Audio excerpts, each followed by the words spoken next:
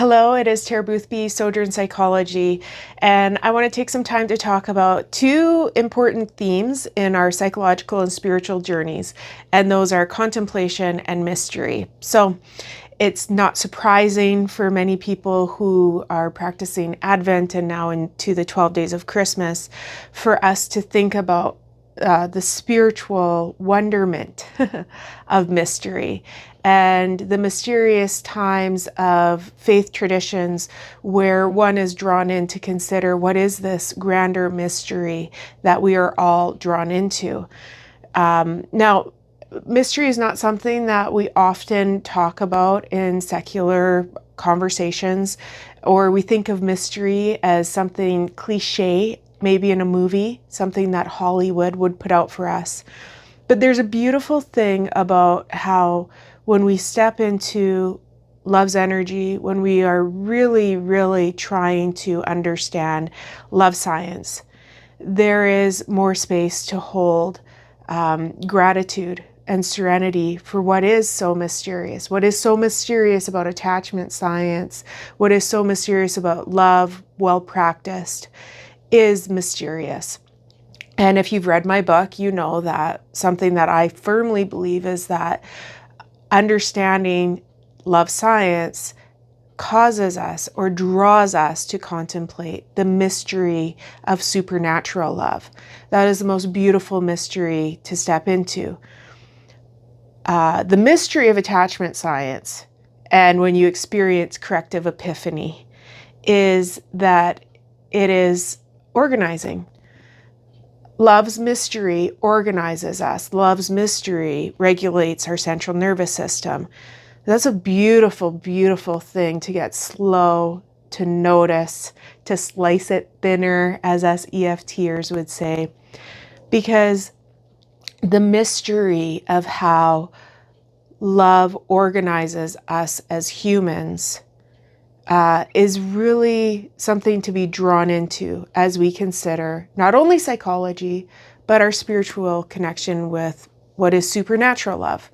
Love science, if it's true, draws us in to consider the mystery of how organizing supernatural love is. Supernatural love cannot be disorganizing if love science is true. And I happen to believe that love science is true. So it's interesting, looking back and forth and holding space for the mystery of love is also a point where we can be drawn further in to consider the mystery of supernatural love. And this lends me to what I'm considering about contemplation. Now, contemplation, why am I thinking about this? Because I've been contemplating. What feels really painful for me during this beautiful time of Advent and now the 12 days of Christmas, feeling lamentation, feeling loss, remembering better times or what seemed to be better times. And yet I see myself in this beautiful place of providing tradition and love and family for my children. And I see myself better able to put down what could be violent. I mean, that's a terrorizing word, but I view violence in a very different way because of attachment science, because of love science. So putting down those things that are not of love's kind. Anything that is not of love's kind is violent in my perspective, in my theory, in my practice. So stepping further into love causes us to contemplate those things that are painful about our past, participating in conflict, my part, my side of the street, also feeling, disdain or, knowing, sitting across from somebody who looks at you with disdain and hate in their eyes and having to consider, do I forgive this person? I think I've forgiven this person, but I'm really angry right now when they're looking at me with utter hate. And anger is a good emotion. It's a gauge for us to consider. Again, our feelings are valuable and they're our friends. They're helpful for us to consider. Why am I angry? Why am I sad? Why am I lamenting? Why am I really excited, ambitious? All of these different things are signals to us for us to correspond with.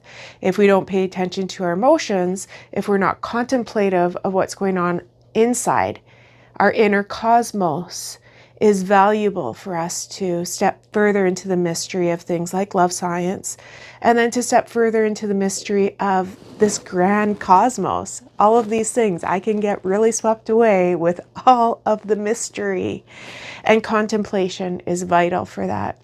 I ignore my feelings, I do not contemplate, I do not discover more love, and I missed out on the mystery. I don't get slow and consider my perceptions. What am I thinking? What is my fear? And I miss out on stepping into contemplation and further stepping into love and further stepping into mystery. So the big thing is the root is contemplation is getting slow. It is getting still.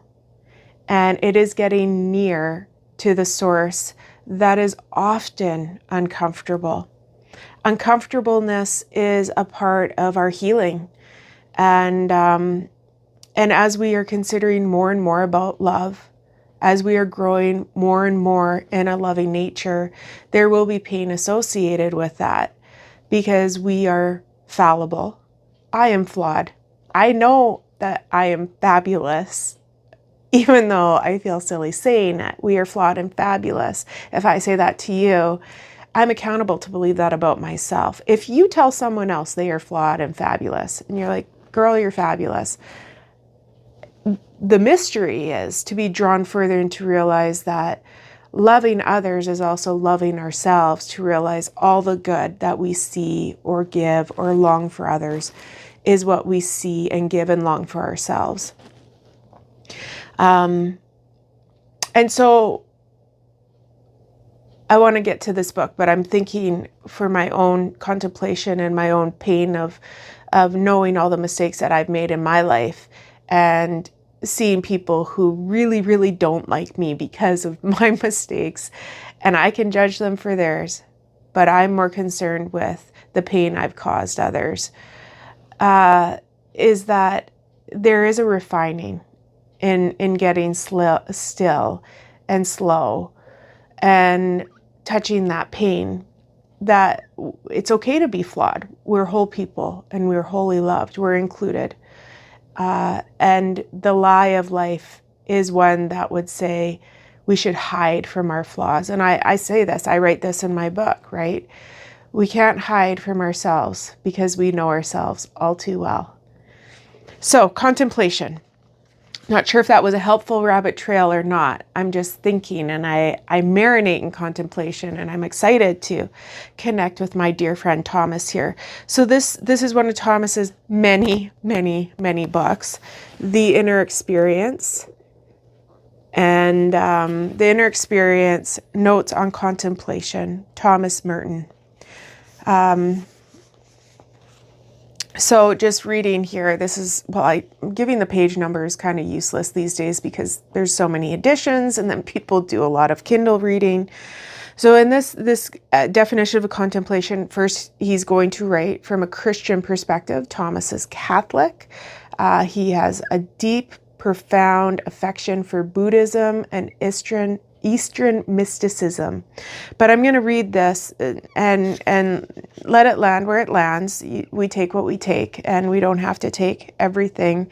If something evokes pain or discomfort, maybe we drop it here, or maybe we consider and we contemplate, why is that painful? In the Christian tradition, as we have already observed, contemplation is simply the experience, or better, the quasi-experiential knowledge of God and a luminous darkness, which is the perfection of faith, illuminating our innermost self. I love that. The perfection of faith, illuminating our innermost self.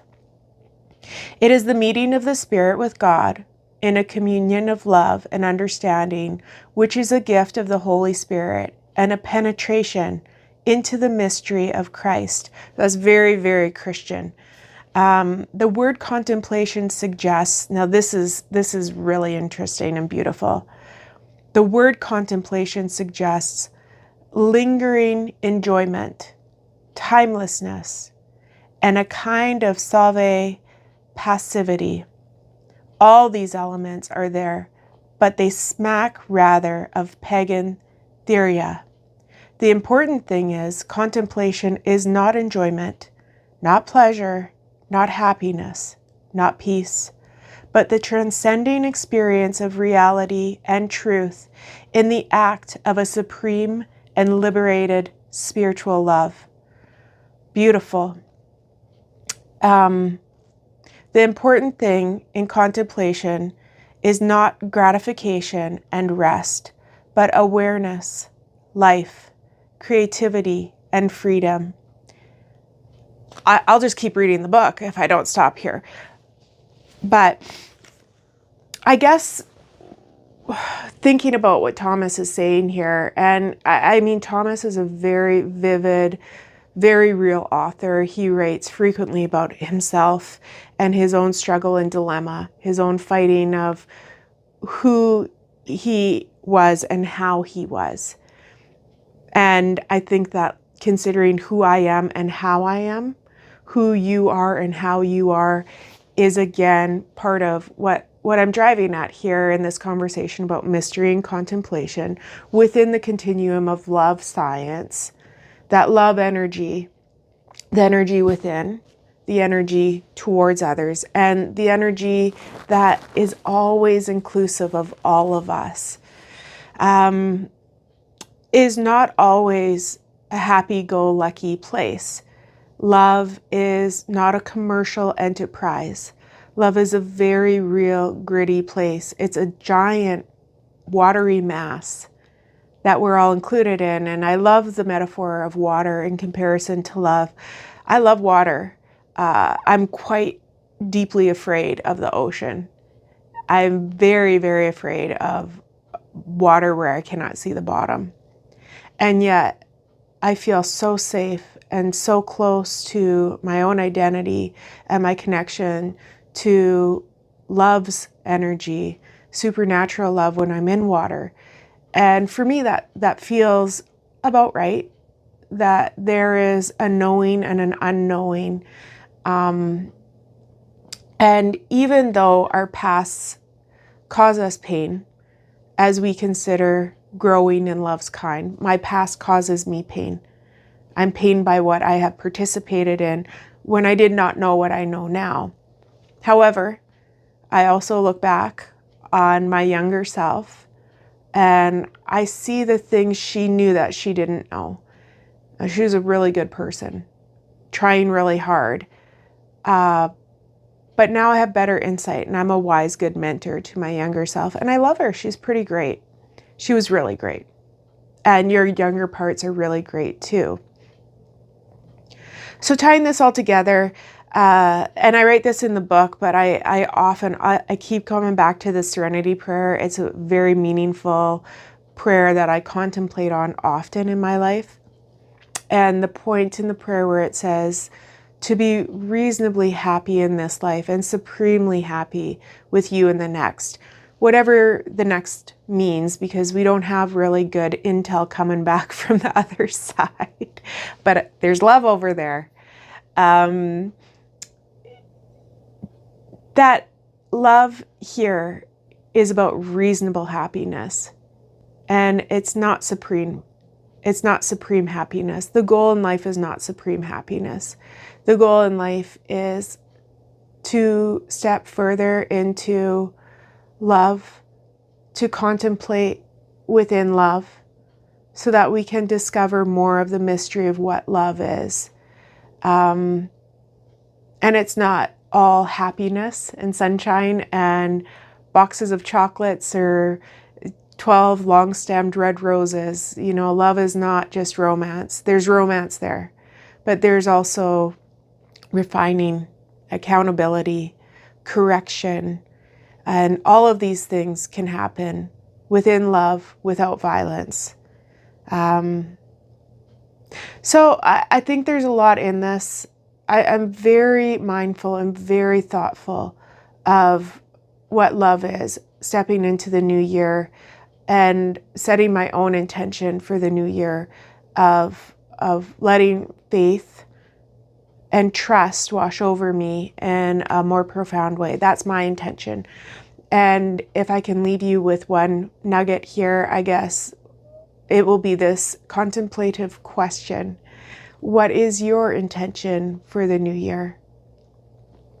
What is your word or your theme, the thing that you will notice and consider to be mindful of and hopefully discover? So peace and love, and I really mean that. Let's just keep stepping further and further into love. It is possible, and we all belong. We're all included in the same heart of love as everybody else.